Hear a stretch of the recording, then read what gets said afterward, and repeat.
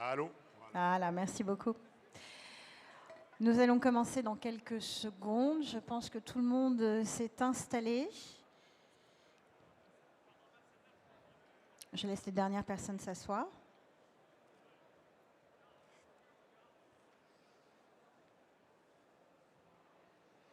Merci à tous, on va pouvoir commencer. Alors, on a déjà évoqué ce sujet sur cette scène ce matin, les marketplaces. Prochain sujet de l'heure qui vient, c'est modèles, expérience client et responsabilité clés et enjeux des marketplaces.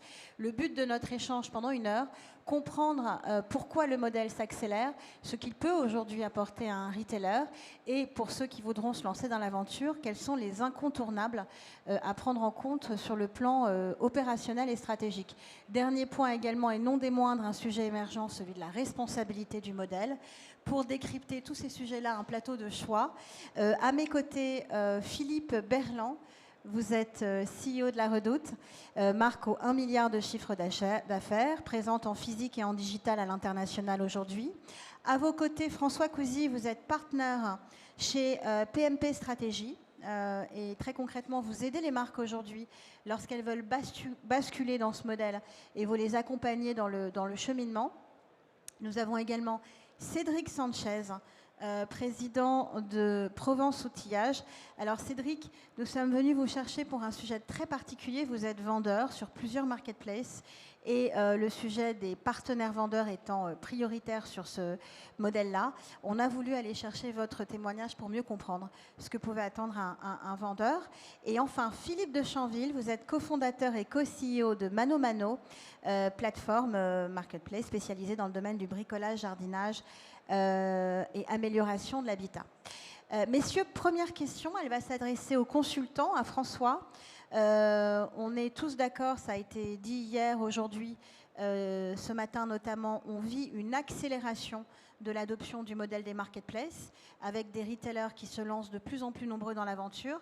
Est-ce que c'est une tendance du moment ou un vrai phénomène de fond ? Bonjour, merci.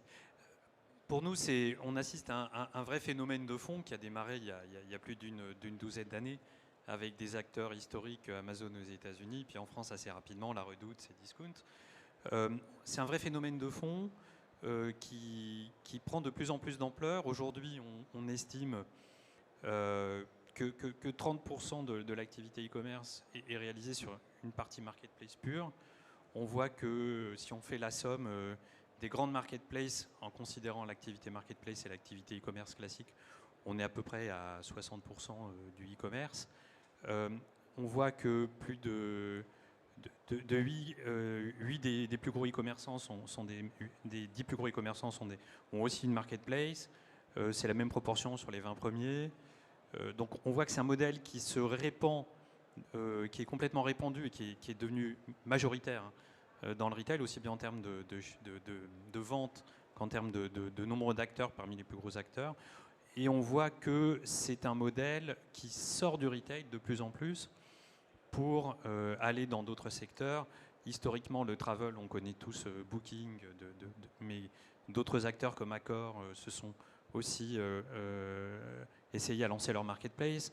Dans le domaine du transport, on le sait moins, mais la plupart des grandes agglomérations, Aix-Marseille, Grenoble, Lyon, lancent des services de transport, on va dire digitalisés, sur un modèle proche de la marketplace.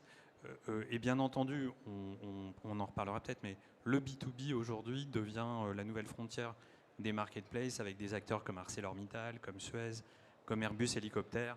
Donc on voit que c'est un modèle, et je pense qu'on expliquera pourquoi dans cette discussion, on voit que c'est un modèle qui est déjà le modèle dominant dans le retail et qui est même en train de s'étendre dans d'autres secteurs économiques. Alors Philippe de Chanville, puisque nous avons deux Philippe, pour un retailer qui souhaite se lancer dans l'aventure, quels objectifs peut-il atteindre en basculant sur un modèle de marketplace ? Bonjour à tous. Écoutez, un modèle marketplace, c'est pour un retailer un avantage certain d'un point de vue du prix, d'un point de vue du choix, mais encore plus d'un point de vue de la spécialisation, du conseil. Et je vais y revenir. Les objectifs qu'il peut atteindre en termes de prix sont assez évidents, c'est-à-dire qu'on peut avoir des produits d'appel en plus des siens, on peut avoir des manières de différencier son catalogue par le prix un peu plus large, des gammes de prix différentes de ce qu'on est capable de stocker soi-même, c'est une chose, mais en termes de choix, tout l'intérêt d'une place de marché, c'est évidemment d'attirer un trafic plus large et surtout de permettre aux clients de faire ses études, permettre aux clients de se faire une idée, une opinion, de se renseigner, de s'éduquer sur une catégorie de produits chez soi, sans sortir du site. Et donc, l'intérêt de cela, c'est évidemment de réussir à garder la conversion finale sur son site, et si possible sur les produits que l'on souhaite. Donc, il y a un vrai enjeu de choix qui permet d'être crédible en ayant l'ensemble du catalogue. Mais le point peut-être le plus intéressant, quand on se lance dans une marketplace, c'est de renforcer cette dimension verticale, cette dimension de spécialiste. Parce qu'en offrant à la fois du prix, du choix, on offre aussi derrière du conseil. Chez ManoMano, on est spécialisé dans le monde du bricolage et du jardinage de la maison. Et on passe énormément de temps et de ressources à apporter du contenu pour le client final autour des produits et des catégories qui sont en mesure d'acheter. Et ça, c'est un contenu à la fois humain, avec des conseillers, des conseillers par téléphone, des conseillers par chat, par texto, par vidéo. C'est aussi du contenu froid, c'est des contenus tutoriels ou autres. Et ce sont toutes sortes d'interactions, de filtres, de guides qui aident le client à se retrouver dans un univers qui est parfois technique. Et c'est un peu le corollaire, si vous voulez, de beaucoup de choix. Apporter du choix au client, c'est une bonne chose, mais encore faut-il pouvoir l'aider à choisir. Et donc lorsqu'on lance une marketplace, on a envie d'apporter tout le prix et tout le choix du marché, mais il faut apporter ces spécialisations qui, à mon sens, apportent une identité au retailer et une valeur au client qui permet de se différencier. Donc un trafic élargi qu'on convertit plus facilement, un positionnement d'expert et donc une proximité client plus forte. François, il y a d'autres atouts qui viennent compléter aujourd'hui ce panorama déjà assez important pour un retailer quand on adopte une marketplace? Alors, un atout important qui va sous-tendre ce que Philippe vient d'expliquer pour un retailer existant, c'est la puissance de sa marque, c'est sa notoriété, c'est son trafic. La marketplace peut être pour un retailer qui a une forte marque, un exemple, la Fnac, une capacité d'étendre son modèle, de valoriser sa marque, de valoriser sa base client, ses actifs clients, en proposant une offre plus large. Bien entendu, comme le dit Philippe, une offre sur laquelle il peut être crédible, et ça on y reviendra, c'est quelque chose de très important. Donc la marque et le capital client sont deux facteurs majeurs pour monter sa marketplace. Dans le modèle marketplace, si on parle d'atouts, on peut retourner le sujet et se dire le modèle marketplace offre lui-même des atouts majeurs aux distributeurs. C'est un modèle où on sort du modèle d'achat-revente pour mettre en intermédiation des vendeurs et des clients. Ça veut dire très concrètement, ce que je dis là, c'est qu'on n'achète pas les produits qu'on va revendre. Donc ça veut dire qu'en termes de BFR, de besoin en fonds de roulement, j'emploie un terme un peu économique, on va être sur un modèle beaucoup plus asset light qu'un modèle traditionnel de retail. On va aussi pouvoir quelque part externaliser à des partenaires, vendeurs, une partie de la réalisation, non seulement de la vente, mais du delivery du produit au client. Et donc on va pouvoir s'appuyer sur des partenaires pour gérer l'assortiment, pour gérer le pricing, pour gérer la livraison. Donc tout ceci fait qu'on est sur un modèle qui comporte lui-même de nombreux atouts pour les retailers, plus asset light, plus agile, plus réactif. On parlait d'agilité prix, Philippe, à l'instant. Il y a une forte agilité prix sur les marketplaces, donc une forte compétitivité prix. Donc tout ceci en fait un modèle extrêmement intéressant, beaucoup d'atouts pour des retailers. Sans oublier, on en avait parlé ensemble en préparation, la collecte de données qui est donc maximisée, qui permet une meilleure connaissance client encore. Philippe Berland, on est ravis de vous recevoir pour entendre l'histoire de la saga La Redoute. On vous a sollicité pour partager votre témoignage et votre expérience de retailer. Vous vous êtes lancé dans l'aventure très tôt, vous avez été pionnier puisqu'on parle de 2010, donc ça fait 12 ans, c'est un siècle en matière digitale. Qu'est-ce qui a pu vous décider à l'époque, dans un marché très peu mature, à vous lancer sur un modèle encore peu connu, enfin peu connu, en tout cas peu maîtrisé? Bonjour à toutes et à tous. Oui, on passe souvent pour la vieille maison du retail. En fait, l'entreprise s'est transformée un certain nombre de fois, hein, puisqu'au départ, c'est une filature de laine. Et aujourd'hui, on est un e-commerçant opérant une marketplace.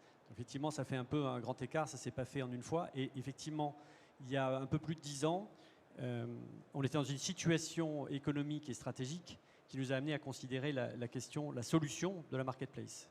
On y reviendra tout à l'heure, mais il faut d'abord réfléchir en termes de problème. C'est quoi votre problème et du coup, c'est quoi la bonne solution à votre problème? Nous, à l'époque, on était VPCiste, un modèle qui n'était pas rentable et qui devenait de moins en moins rentable. Et évidemment, le digital était l'issue pour nous. Autre point, pour adresser le digital, il fallait totalement transformer l'entreprise. Et on est parti du client. Et le client, quand on regarde ce qu'il veut, hein, pourquoi il nous quitte à l'époque, c'est notamment parce qu'on n'a pas une gestion du choix, hein, du catalogue produit aussi dynamique que ne pouvaient l'avoir les e-commerçants émergents à l'époque. Enfin, émergents, plus qu'installés d'ailleurs, mais en tout cas, on perdait de l'avantage compétitif qui avait été le nôtre dans l'histoire. Donc, naturellement, la question du choix a été prépondérant.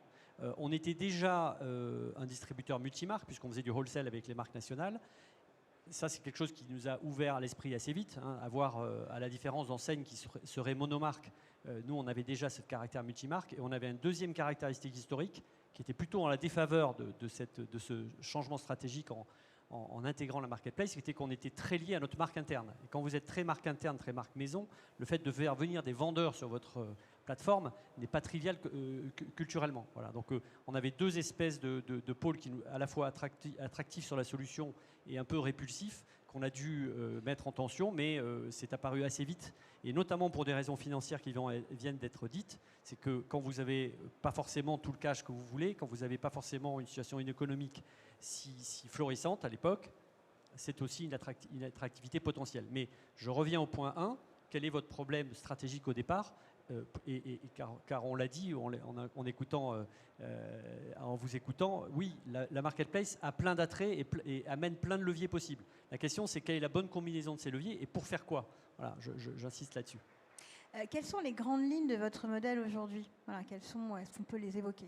Alors, plus de 10 ans après, parce que ça fait 10 ans, donc effectivement on passe encore pour les vieux là-dessus, mais on a toujours opté pour un modèle sélectif. Ça vient probablement de notre histoire, comme je disais tout à l'heure, de la marque propre et des marques qu'on distribuait déjà. On n'est pas allé chercher la profondeur et une extensivité de l'offre. On est plutôt allé chercher des marques ou des produits ou des offres complémentaires, et ça nous a amené à être très sélectifs. Voilà. Donc aujourd'hui, on a à peu près 800 vendeurs. Hein. Ces 800 vendeurs font une énorme majorité de l'offre sur notre catalogue. En proportion du volume d'affaires, on est plutôt à 30%. Donc vous voyez, la part que prend la marketplace est significative au bout de quelques années. Nous, évidemment, comme vous le disiez, on a démarré un petit peu en pionnier. Évidemment, on n'a pas inventé la marketplace, mais on a été parmi les premiers. Et pour vous donner un ordre d'idée, en 10 ans, en 2010-2012, quand on allait voir des marques, on leur disait, tiens, ça serait bien que vous veniez, ça serait une opportunité pour vous de venir sur notre marketplace. Ils ne savaient pas ce que c'était qu'une marketplace. J'exagère à peine, on a en partie évangélisé le marché pour une part de ces marques qui n'ont pas l'habitude, qui n'étaient pas forcément très mûres en digital et en e-commerce. La marketplace est un objet inconnu. Voilà, donc 10 ans après, oui, on a 800 vendeurs. Plutôt 800, c'est tout petit hein, par rapport à des marketplaces que vous connaissez tous. On va rajouter un 0, 2 0, peut-être 3 0 pour donner le nombre de vendeurs. Voilà, donc 800 vendeurs, c'est une taille qui correspond à notre besoin, nous, stratégique, de sélectivité et de complémentarité. Et cette success story que vous venez de nous raconter, est-ce qu'aujourd'hui, elle est accessible à tout retailer? Est-ce que tout retailer peut se dire, moi, je peux vivre la même chose, ou il va pouvoir m'arriver la même chose en opérant ce modèle? Pour moi, c'est plus un problème stratégique qu'une question technique, si vous voulez, ou technologique. Certes, il faut quand même avoir une maturité technologique et digitale, hein, quand même. Mais néanmoins, la première question, c'est la stratégie. C'est quel est votre problème? Vous voulez faire quoi avec votre marque, avec votre positionnement? Et la marketplace va vous permettre soit de résoudre quel problème que vous avez dans votre business model, ou comment ça va me permettre d'être une vraie opportunité de croissance qui amène quelque chose à mon client et à mon business. Donc, je pense que le vraie question, c'est à quoi va me servir la marketplace, qui va induire du coup comment je vais le faire. Voilà. Le choix de technologie, par quel biais l'attaquer, etc. Effectivement, vous avez des modèles très divergents entre la marketplace verticale avec une énorme quantité d'offres ou de catalogues, et puis des marketplaces plus spécialisées, plus restreintes. Voilà. Le champ du possible est tellement vaste que forcément vous devez cadrer la chose d'un point de vue stratégique. Vous me disiez que toute marque n'avait pas forcément intérêt pour des marques qui étaient très très centrées sur leurs produits. Il n'était pas forcément nécessaire de basculer sur ce modèle. Non, c'est pas encore une fois, sortons du solution cherche problème. Il faut vraiment, vous avez des marques extrêmement fortes, le luxe et autres, pour lesquelles les marques, par exemple, n'ont pas forcément besoin d'avoir une attraction, une génération de trafic qui passe par le levier de la marketplace. La notoriété et l'equity de leur marque fait qu'ils ont une autre manière d'attirer le client. Voilà. Donc, vous avez ces marques-là, les marques très très fortes, pour lesquelles il n'y a pas forcément d'intérêt d'élargir. Donc, encore une fois, on en revient à quoi va vous servir votre marketplace. Alors, Philippe de Chanville et François, je vais vous poser la question différemment. Est-ce que tout retailer est éligible sur le modèle de marketplace? Alors, je me lance. Écoutez, sur le papier, en théorie, oui. Dans les faits, probablement pas. Sur le papier, oui, parce qu'en fait, élargir son offre, alors à quelques exemples près, et les exemples, Philippe, que vous avez mentionnés, des marques très fortes sont des bons exemples, mais la plupart des retailers et des commerçants ont un intérêt à élargir leur offre, à aller chercher plus de clients et à voir le client se concentrer sur leur site. Mais dans la pratique, il y a plusieurs barrières à surmonter. La première est vraiment stratégique, elle est de savoir qu'est-ce que je veux faire de cette marketplace et comment je fais vivre mes objectifs internes avec le fait d'avoir cette dualité entre une partie en propre et une partie en retail. Et la contrepartie de ça, ça risque d'être, ou ça peut être, des tensions très fortes en interne entre des équipes retail d'un côté et des équipes marketplace de l'autre. Donc c'est quelque chose à avoir pensé en amont, à l'avoir bien communiqué, parce que sinon on se retrouve vite dans des situations compliquées. Et puis il y a un sujet, il y a une barrière qui est très humaine. Ce ne sont pas les mêmes personnes, ce ne sont pas les mêmes compétences entre gérer une marketplace d'un côté et avoir un business en retail de l'autre. Que ce soit pour des sellers ou que ce soit pour des marques ou des industriels qui vont sur des marketplaces, ça demande d'avoir cette marketplace des compétences particulières. Je donne un exemple. Avoir des acheteurs qui vont négocier du stock avec des fournisseurs, ça n'a rien à voir, vous en doutez, avec avoir des commerciaux, des chargés de compte qui négocient, discutent, accompagnent au quotidien des vendeurs sur la marketplace et les aident à se développer. Ce sont des approches complètement différentes. Un exemple parmi d'autres. Et ensuite, il y a une barrière qui est très technique, au-delà de l'humain et des ressources. C'est une barrière qui est autour du marketing digital, puisque les enjeux de marketplace sont des enjeux de taille, de croissance et de taille. Donc il faut avoir un marketing et une gestion de la data qui puisse suivre cela. Et puis aussi, d'un point de vue informatique, vous doutez bien que gérer 50 000 produits ou en gérer 5 millions, c'est vraiment pas la même chose d'un point de vue des tailles de base, d'un point de vue des outils, des algorithmes, de la gestion de la data. Et ça, ce sont des barrières qu'il faut réussir à franchir. Donc en théorie, ouvert à tout le monde, oui. Encore faut-il avoir les moyens, la volonté de surmonter ces barrières. Alors François, quand on a travaillé là-dessus, vous avez aussi listé un élément très important qui est la notoriété et le positionnement déjà très fort. Oui, en effet. Je suis d'accord. Je suis complètement d'accord avec tout ce que vient de dire Philippe et même Philippe avant. On voit que des marques, notamment les marques de luxe, n'ont pas forcément, avec un modèle qui tourne autour du produit, n'ont pas forcément intérêt à ajouter des produits externes à leur offre pour rester forte et lisible. Je reviens sur un autre point c'est effectivement la notoriété, la position de leader. Je dis souvent que le modèle marketplace, c'est un modèle à effet boule de neige. C'est-à-dire, plus vous avez d'offres, plus vous avez de vendeurs, plus vous avez d'offres, plus vous avez d'offres, plus vous avez attiré de clients. Plus vous avez attiré de clients, plus vous allez aussi attirer des vendeurs. Et vous créez un effet de boule de neige qui grossit et qui est un petit peu une des forces du modèle de marketplace. Pour créer cet effet boule de neige, il faut partir de quelque chose. Et quelque part, il faut avoir des clients, il faut avoir des visiteurs, il faut avoir une position de leader pour créer cet effet où vous allez, par un enrichissement de l'offre, pouvoir attirer des vendeurs qui vont générer des ventes supplémentaires, qui vont attirer d'autres vendeurs. Un vendeur qui ne vend pas sur une marketplace, c'est un vendeur qui va partir. Donc si vous ne créez pas cet effet positif de boule de neige, comme je le dis, en fait, vous avez une marketplace qui va s'effondrer, qui va petit à petit se déliter, parce que les vendeurs partiront si vous n'avez rien à leur proposer. Un deuxième point important, c'est, Philippe en a parlé un petit peu, une marketplace, c'est un projet d'entreprise, ce n'est pas un projet technologique. C'est un projet de stratégie d'entreprise, Philippe en a parlé aussi. Donc la technologie, on en reparlera peut-être tout à l'heure, mais devient un sujet de plus en plus facile. En revanche, quand je dis que c'est un projet d'entreprise, c'est-à-dire que c'est un projet qui va impacter vos équipes achats, qui va impacter vos équipes logistiques, qui va impacter vos équipes magasins, quand vous êtes retailer, parce qu'un client qui arrive dans un magasin pour se renseigner sur un produit marketplace, soit les vendeurs sont des ambassadeurs de la marketplace, soit les vendeurs seront des détracteurs de la marketplace. Donc c'est à vous de savoir de quel côté vous voulez que la pièce tombe, mais elle tombera d'un des deux côtés de toute façon. C'est aussi un projet qui va impacter votre logistique. Donc il faut être prêt quand on se lance dans un projet marketplace à ce que ce soit un projet de transformation d'entreprise. Alors, on se met en posture, je suis un retailer, je réponds à tous les prérequis qu'on vient d'évoquer. Dans ce cas, quel est le mode d'emploi? Comment je monte mon modèle? Quelles sont les principales étapes? François, je vous laisse enchaîner. Oui, alors, et je pense que j'ai des preuves à côté de bons succès qui pourront largement compléter ce que je vais dire. On y viendra tout à l'heure. Mais quelque part, pour moi, il y a un point d'entrée qui est important. Et quelque part, Philippe en a un petit peu parlé, il ne faut pas que la solution cherche son problème. Je vais le dire autrement. La marketplace doit, au départ, le point de départ pour moi, c'est la cohérence avec l'ADN de l'entreprise, avec le positionnement de l'entreprise, avec la stratégie de l'entreprise. L'avantage de l'Internet, c'est qu'on peut s'amuser à démultiplier l'assortiment dans tous les sens, dans toutes les directions, à coût quasiment marginal. Mais l'important, c'est que le client comprenne ce que vous êtes en train de faire, si vous voulez que ça fonctionne. Donc, partir de la cohérence du modèle que vous voulez créer avec votre positionnement actuel, votre ADN actuel, ce que les clients comprennent de vous aujourd'hui, ce qu'ils vont chercher, est clé.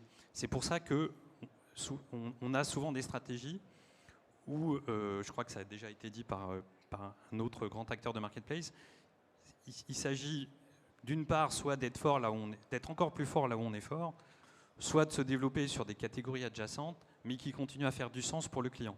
Donc le sujet, c'est le lien avec mon ADN, la cohérence avec mon ADN, et à partir d'une fois que vous commencez à dérouler ce fil-là, il y a deux questions majeures.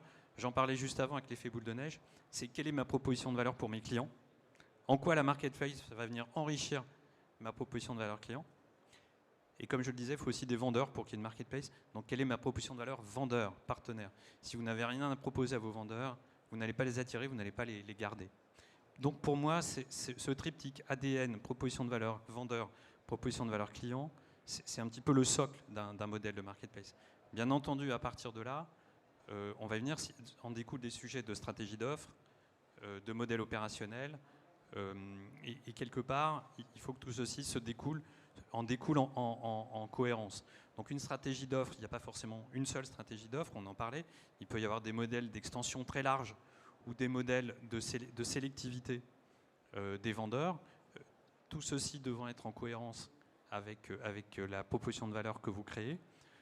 Et c'est à partir de ce modèle de stratégie d'offre que vous allez construire un modèle de gestion des partenaires, de gestion des vendeurs, enrôlement des vendeurs, onboarding, gestion des vendeurs dans la durée.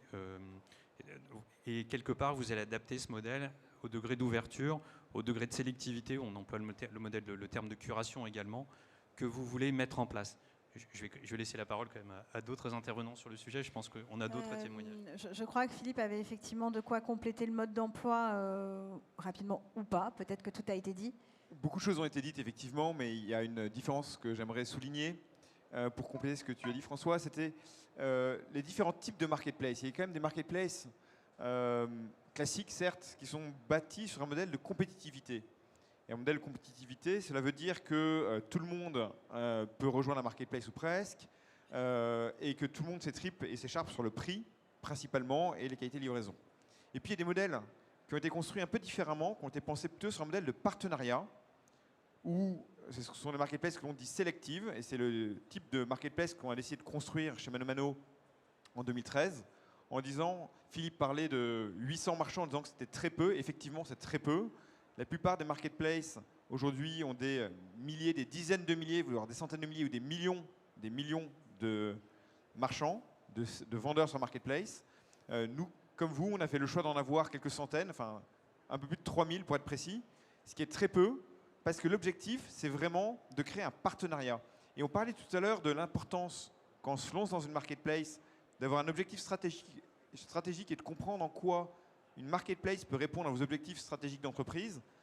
Il faut bien choisir aussi le modèle de marketplace que l'on souhaite mettre en place et l'état d'esprit dans lequel on met en place. Et si c'est un modèle de partenariat où l'objectif c'est bien de développer les marchands et de les aider à grandir en même temps que la marketplace, alors ça nécessitera des investissements spécifiques pour ça, des investissements pour aider les marchands à se développer, leur apporter des services additionnels, que ce soit de la data évidemment et des informations, mais aussi des services de mise en valeur, du co-branding, des animations, du sponsoring de produits, et aussi les aider à partir à l'étranger, les aider à partir à l'international avec de l'aide sur la TVA, sur le service client, sur la traduction du catalogue. Tout ça sont les services que nous proposons chez ManoMano et que nous avons proposés au fil du temps en restant et pour rester dans cette logique de partenariat en disant, en tant que marketplace, c'est notre objectif et c'est l'objectif des marchands que vous développiez avec votre offre. Alors, Philippe Berland, on voit, on sait, on entend que le volet vendeur est stratégique. Comment est-ce que vous gérez justement ce sujet-là chez La Redoute? Alors non, ça s'inscrit exactement dans ce que vient de dire Philippe, c'est quelque chose de très sélectif, comme je le disais tout à l'heure.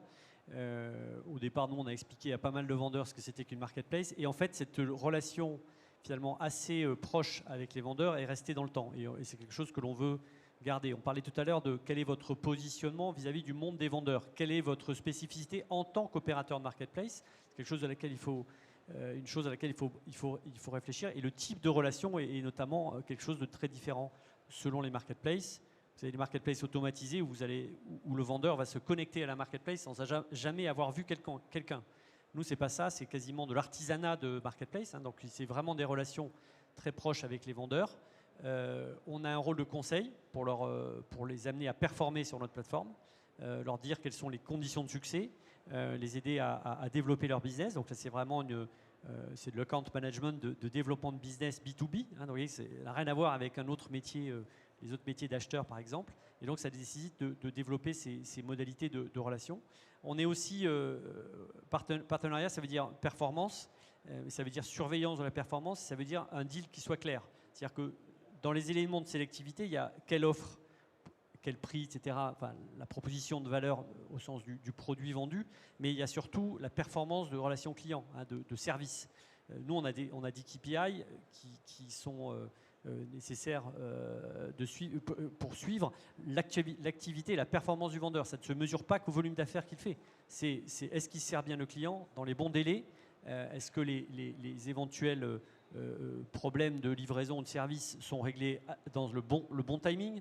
Donc on a un suivi de tous ces KPIs pour finalement, à la fin, nous on mesure un NPS par vendeur. Et si un vendeur ne satisfait pas suffisamment les clients, eh bien il y a des mesures de discussion au départ et pourquoi pas de sanctions au sens de sortie à la fin. Donc il ne faut pas ce partenariat, ça ne veut pas dire que ça suppose de suivre des choses extrêmement précises. Donc c'est de l'accompagnement de proximité sur la base de critères de performance importants et connus au départ.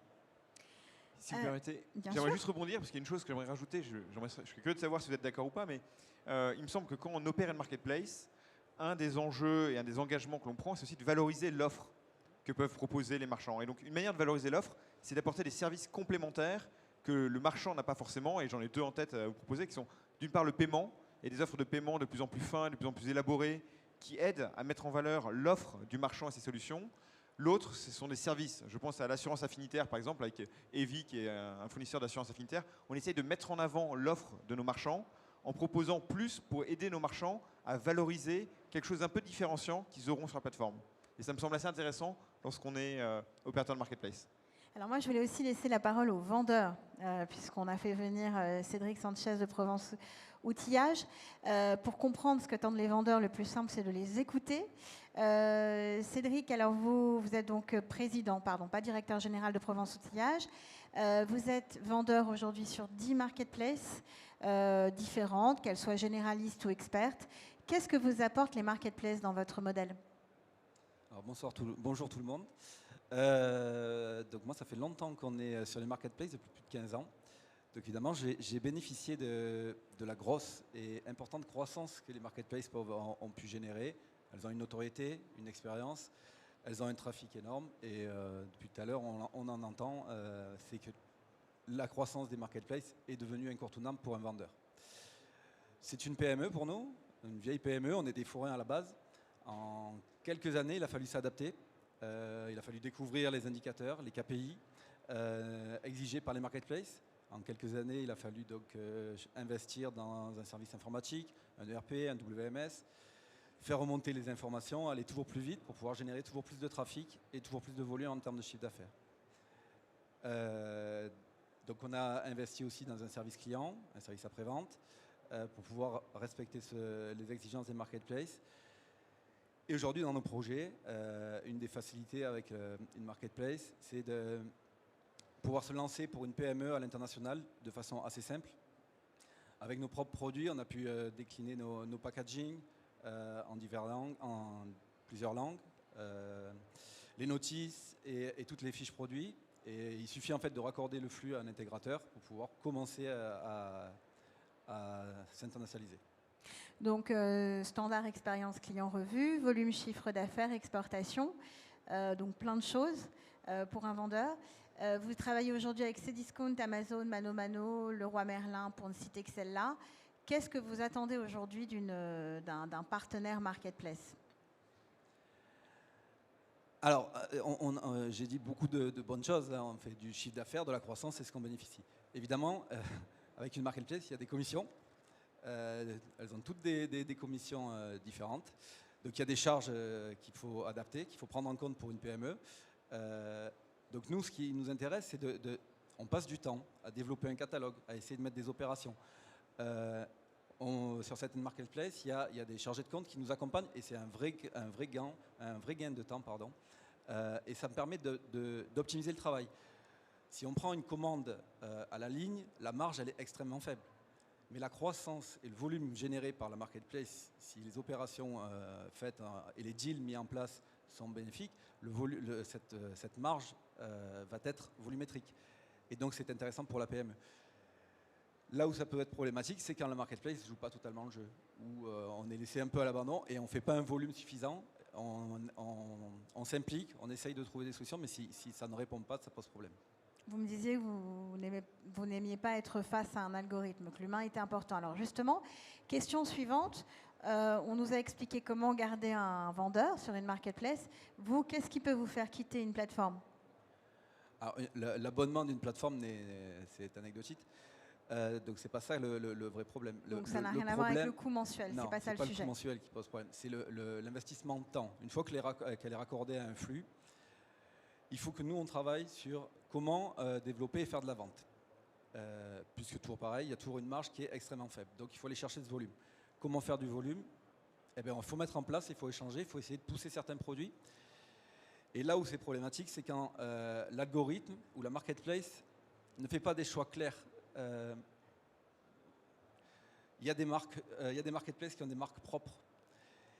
Et ça peut spoiler en fait les résultats de recherche. Et du coup, le vendeur comme moi, qui reste une PME, on travaille pour apparaître dans ces résultats-là. On investit des fois dans le marketing et on se retrouve squeezé par un algorithme qui n'est pas tout à fait réglo. Parce qu'ils vont pousser plus leur marque propre. Et ça, c'est problématique pour nous parce qu'on investit du temps et du coup un peu d'argent quand même. Et il n'y a pas ce retour d'investissement.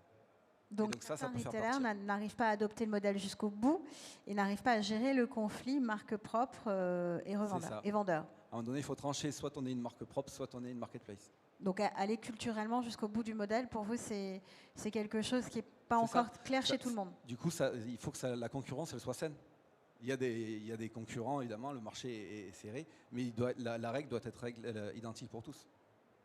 Merci beaucoup Cédric. Autre sujet, vous avez parlé, vous m'aviez dit d'ailleurs en préparation, moi, les plateformes m'ont appris en fait l'expérience client. Avant, un colis partait, il partait. Nous, on a dû tout revoir. On s'est formé à ça. Alors, je pose la question à Philippe de Chanville. Comment justement on arrive à maintenir un niveau d'expérience client quand on n'est pas totalement maître du parcours? Pas simple. Pas simple, mais le préalable, c'est vraiment une base contractuelle solide, très claire, tout est expliqué et dit clairement, y compris les niveaux d'attente en termes de logistique, de temps de réponse aux clients, etc. Ça vaut la peine d'aller dans le détail, c'est le préalable. Ensuite, il y a une couche de données qui est absolument essentielle pour que les marchands puissent opérer correctement leur logistique. Donc il faut remonter en temps réel toutes les problématiques, tous les enjeux, tous les messages. Et ça, c'est un investissement tech important, mais qui est nécessaire à la fois pour l'opérateur d'un marketplace et pour les marchands. Et puis, il y a le troisième niveau de la pyramide, et qui est probablement le plus important, c'est la qualité de l'accompagnement. Un accompagnement humain, un accompagnement dans le temps. En fait, il faut comprendre que la croissance n'est jamais linéaire. Et c'est vrai pour tout le monde, c'est vrai pour les marketplaces comme c'est vrai pour les marchands. Donc un marchand qui n'a pas une croissance linéaire, c'est-à-dire qu'il va développer son volume avec une marketplace, et puis à un moment, nécessairement, il va devoir faire face à des difficultés, la qualité de service va peut-être se dégrader parce qu'il n'est pas équipé d'un point de vue logistique, d'un point de vue service client pour faire face à la croissance de la demande. Et là, il faut avoir une vraie discussion, ce n'est pas des outils ou des interfaces, c'est une discussion humaine pour dire, voilà, je suis en train de croître, mais là j'ai besoin de temps pour recruter en interne, j'ai besoin de temps pour réorganiser mes entrepôts, j'ai besoin de temps pour changer mon organisation interne, pour faire face à la demande et être capable de passer à l'étape d'après. Et ça, c'est un accompagnement humain qui se fait dans la durée, dans une logique de partenariat bien comprise. Alors, dernier sujet important de notre table ronde, c'est tout ce qui est responsabilité au sein des marketplaces. On sait que le législateur et la réalité des faits pressent toutes les entreprises sans exception, donc le secteur n'y échappe pas. Mais comment traite-t-on, comment travaille-t-on la responsabilité sur le modèle spécifique de la marketplace, Philippe de Chanville? Beaucoup de Philippe. C'est une bonne question. La responsabilité, c'est une bonne chose, apparaît de plus en plus effectivement dans les normes, et pas que, aussi dans les demandes du public. Et ça se joue à plusieurs niveaux. Et le premier niveau, c'est au niveau des marchands, au niveau de nos partenaires au quotidien. On parlait de partenariat et de marketplace sélective, où on va choisir les personnes avec lesquelles on travaille. Ça vaut la peine de se poser la question de qui est-ce qu'on fait rentrer sur la plateforme, d'où viennent leurs produits, quelle est l'origine des matières premières utilisées pour leurs produits, comment est-ce qu'ils acheminent leurs produits des pays de production aux pays de consommation. Et ça, ce sont des choix qui nécessiteraient d'être faits de manière peut-être un peu plus généralisée, qui ne sont pas des obligations aujourd'hui, mais qui, à minima, sont la responsabilité de la plateforme de se poser ces questions-là et de se dire qui est-ce que je fais rentrer sur ma plateforme. Évidemment, les personnes qui ont des marketplaces plutôt sélectives auront plus de facilité pour se poser ces questions-là. Et puis ensuite, il y a l'angle du client. Parce que c'est une chose d'avoir une offre sur le site. Une marketplace, par définition, a quand même beaucoup d'offres. Comment est-ce qu'on aide le client à choisir, à s'informer, à comprendre la différence entre les produits et avoir d'autres critères de choix que le prix? Évidemment, il ne faut pas se leurrer. Le prix reste certainement le critère de choix majeur aujourd'hui. Mais il n'y a pas quand même que le prix. Et entre des prix équivalents, les clients se posent souvent le choix, la question de savoir est-ce que je préfère ce produit-ci ou ce produit-là? Et là, je pense que c'est notre rôle à nous, opérateurs de marketplace, d'apporter cette information aux clients. Et aujourd'hui, la réglementation aide, mais c'est encore trop timide. Il est extrêmement difficile d'avoir une information. Elle est quasiment jamais normée. En tout cas, je vous parle d'un univers que je connais moi, qui est celui plutôt de la maison, et c'est sûrement un peu différent d'autres univers, mais chez nous, l'information n'est absolument pas normée quand elle est disponible. Et donc, notre rôle d'opérateur, c'est vraiment d'essayer d'apporter de la clarté, d'apporter des précisions pour le client, l'aider à comprendre des normes techniques pour comprendre l'enjeu de responsabilité qu'il y a derrière les produits, la manière de les fabriquer ou le transport. Et autant qu'on le peut, orienter le client, en tout cas, l'éduquer, lui donner l'information, ce qui déjà en soi serait une étape énorme. Et là-dessus, je vous avoue que d'un point de vue de la réglementation, il y a encore pas mal d'efforts à faire. Et puis enfin, il y a un dernier angle sous l'angle de la responsabilité qui est celui de l'opérateur lui-même. Et là, c'est les entrepôts, sa logistique, son stock, la manière dont on gère la warehouse, la manière dont on gère les emballages. En 2021, par exemple, chez nous, c'était 30% des produits qui n'avaient pas de suremballage, à peu près 130 tonnes, 130 000 tonnes d'équivalent carbone. L'année prochaine, c'est 60% des emballages que l'on souhaite avoir sans suremballage qui sortent de nos entrepôts à nous. Et ça, c'est un effort que l'on peut faire, nous, opérateurs de marketplace, parce qu'il nous est possible d'avoir un impact. Et la logistique, vous le savez tous, est un des éléments majeurs de l'impact qu'on peut avoir en tant qu'opérateur. François, en tant que consultant impartial, quel est votre jugement sur le traitement de ce sujet aujourd'hui dans le secteur, dans l'écosystème? Alors, on est sur des comportements encore différents selon les acteurs, mais pour rebondir sur ce que vient de dire Philippe, un certain nombre d'acteurs choisissent clairement dans leur sélectivité des vendeurs d'intégrer des critères RSE. Nous, on a eu l'occasion de travailler pour Decathlon, qui a choisi de faire adhérer les vendeurs à la charte Decathlon pour pouvoir opérer sur sa marketplace. Donc il y a vraiment une prise en considération au niveau de la sélection des vendeurs. Au niveau des opérations, Philippe parle également de la logistique.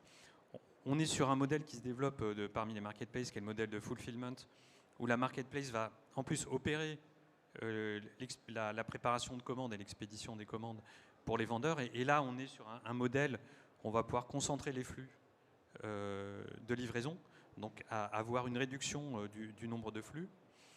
Moi, je vois deux autres choses quand même à mentionner. C'est d'une part, qu'on assiste également aujourd'hui sur les marketplaces au développement de l'occasion. Donc les marketplaces prennent un rôle de plus en plus actif dans la seconde main, dans l'économie circulaire, dans son développement. C'est très bien de vouloir vendre des produits d'occasion, mais encore faut-il accéder aux clients. Et les marketplaces se positionnent comme de plus en plus comme un circuit de développement de l'occasion de l'économie circulaire. Et peut-être je vois un dernier aspect qui est de plus en plus travaillé aussi par les marketplaces, c'est le fait en fait qu'elles peuvent jouer un rôle dans la revitalisation de certains territoires. Auparavant, lorsque vous vouliez toucher le client, vendre au client, vous étiez obligé d'être en centre-ville, dans des centres de périphérie. On voit de plus en plus de vendeurs. Alors, c'est pas encore un cas général, bien sûr, mais il y a un nombre de cas particuliers qui devient de plus en plus important de vendeurs qui s'installent dans des territoires ruraux pour opérer leur activité, le Lot, la Corrèze, voilà, peut-être aussi dans certains territoires de Provence, qui ne sont pas forcément les plus vivants aujourd'hui. Et en fait, on a des activités qui recréent de l'attractivité, de l'activité dans des zones qui auparavant étaient un petit peu éloignées des circuits économiques. Et moi, je trouve que c'est assez intéressant pour revitaliser certains territoires. Donc, redynamisation des territoires. Il nous reste 5 minutes parce qu'on a commencé un peu en retard. Le temps d'explorer un modèle assez pionnier que vous avez tous les deux adopté, Mano Mano La Redoute, qui est le scoring responsable. Donc, c'est nouveau, c'est en cours. Vous êtes tous les deux lancés dans la démarche. Est-ce que vous pouvez nous raconter, on va laisser d'abord la parole à Philippe Berland, comment vous mettez justement ce sujet en marche chez vous et qu'est-ce que le scoring responsable exactement?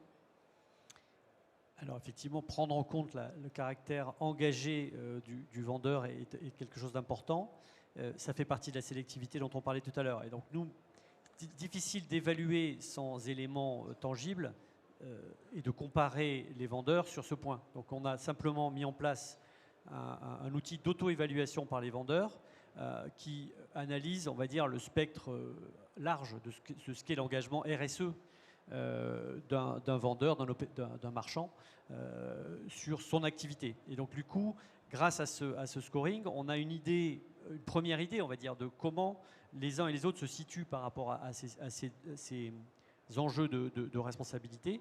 Et on a commencé à le faire avec 100 vendeurs. Alors ce qui est amusant, c'est que finalement, ça les aide aussi. On parlait de services tout à l'heure apportés aux vendeurs. Finalement, la capacité à s'auto-évaluer sur une grille analysée par un partenaire, etc., ça leur permet aussi de structurer potentiellement des approches RSE. Et donc on a un feedback assez intéressant sur le caractère vertueux de lancer cette dynamique. Donc basiquement, ce qu'on souhaite faire, c'est évaluer tous les vendeurs. Une fois, 2 fois, 3 fois, ça va permettre de mûrir et de rôder et de rendre robuste l'outil. Ça permet de voir comment les vendeurs bougent sur ces questions-là. Et puis, l'objectif derrière tout ça, c'est de pouvoir informer le client de cet engagement du vendeur. Lequel est le plus vertueux, si l'on peut dire comme ça, sera plus mis en avant, par exemple, dans notre politique commerciale quand on sera sûr de cet outil. Déjà, c'est une première chose. Et le client, il faut effectivement que ce critère de choix d'entreprise responsable soit communiqué au client et qu'il puisse se faire une bonne idée. Donc voilà, on essaye, nous, en tant qu'opérateur de marketplace, de jouer ce rôle de tri, finalement, ou d'information du client, de guide aussi d'engagement de nos vendeurs. Et au passage, nos marques propres passent dans la même moulinette, si vous voulez. Et on a pu voir sur un premier échantillon d'une centaine de vendeurs qu'elles ne sont pas au top.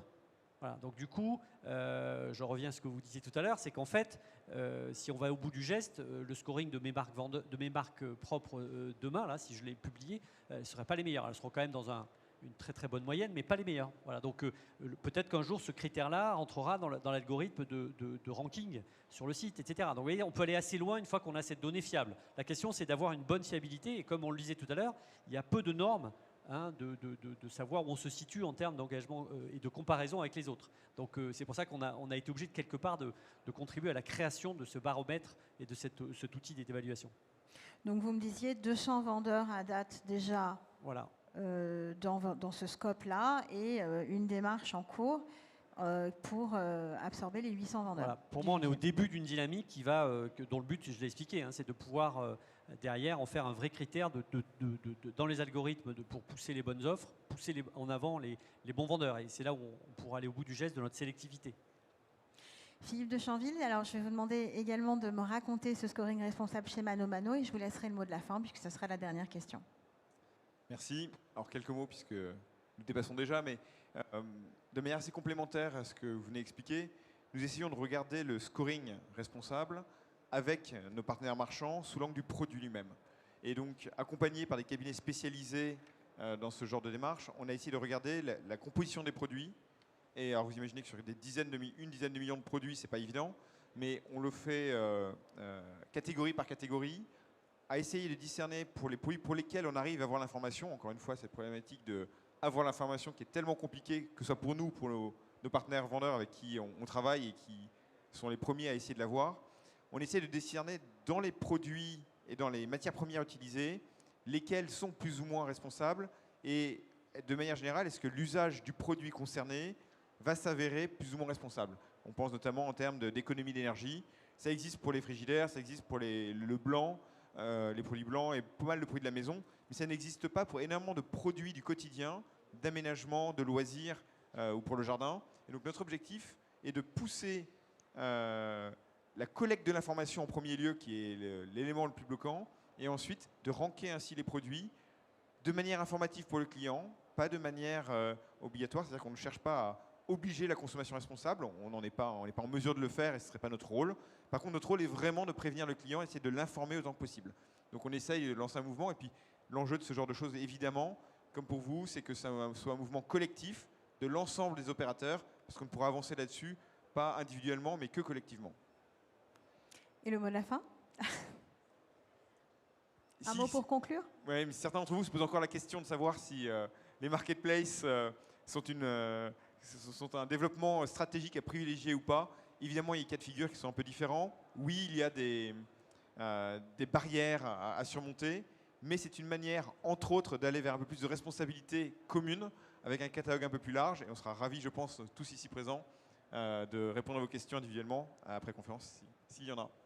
Je vous remercie tous les quatre pour cet échange. Merci beaucoup. Bonne journée à tous.